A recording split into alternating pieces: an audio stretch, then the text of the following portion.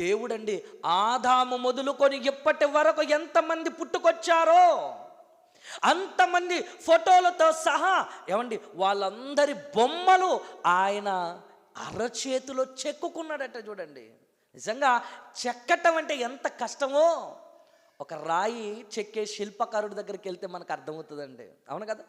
ఒక రాయి తీసుకుంటాడు, సుత్తి తీసుకుంటాడు, దానికి కావలసిన వస్తువులన్నీ తీసుకొని అలా చెక్కుకుంటూ ఉంటాడే. అలా దేవుడు కూడా ఏం చేశాడో తెలుసా? మనందరి రూపాలు, నీ రూపం, నా రూపం, స్త్రీ రూపం, పురుష రూపం, అందరి రూపాలను ఆయన చెక్కుకున్నాడట.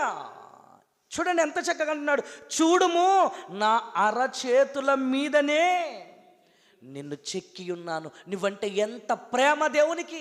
ఆ ప్రేమను తెలపటానికే దేవుడు చెబుతున్నాడు, నాయనా నేను నిన్ను మరువనురా. నీ తల్లి అయినా మర్చిపోతుందేమో, నీ తండ్రి అయినా మర్చిపోతాడేమో, నేను నిన్ను మరువను అనడానికి కారణం ఏంటో తెలుసా? నా అరచేతులలో మీ రూపాన్ని చెక్కుకున్నాను. అందుకే కదండి జాన్సన్ విక్టర్ గారు మంచి పాట రాశారండి, ఆ దేవుడిచ్చిన కాలమైనది రావాలని నీవు రావాలి అని. అందులో 2వ చరణంలో ఒక మంచి అద్భుతమైన రచన రాశారు. ఏంటో తెలుసా? నీ కొరకే దినమంతా చేతులు చాచిన తండ్రిని నేనే. నా అరచేతిలో నీ రూపం పూర్తిగా చెక్కిన తండ్రిని నేనే. చెక్కుకున్న రూపం నీకిచ్చానులే. చూసారా?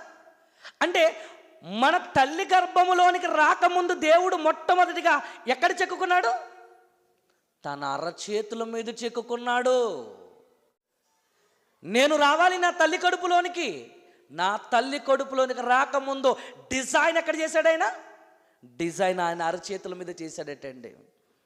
నిజంగా ఆ పాటలో ఎంత అద్భుతం ఉందంటే, నీ కొరకే దినం ఎంత చేతులు చాచిన తండ్రిని నేనే, నా అరచేతిలో నీ రూపం పూర్తిగా చెక్కిన తండ్రిని నేనే, చెక్కుకున్న రూపం నీకిచ్చానులే, నా చూపంతా నీపై పెట్టానురా, పిండమునయ్యుండగా చూసే నీ తండ్రిని, నువ్వు కావాలని కోరుకున్నానే నీ తండ్రి దేవుడని, నన్ను చూడాలని రావా, నాతో ఉండుటకు రారా, నీతో భూపై ఉన్నాను రారా, నీ తండ్రిని నన్ను పిలువురా నోరారా. చూసారా? ఆయన రూపాన్ని చెక్కుకొని మనను ప్రేమిస్తుంటున్నాడు. నీ తండ్రిని నేను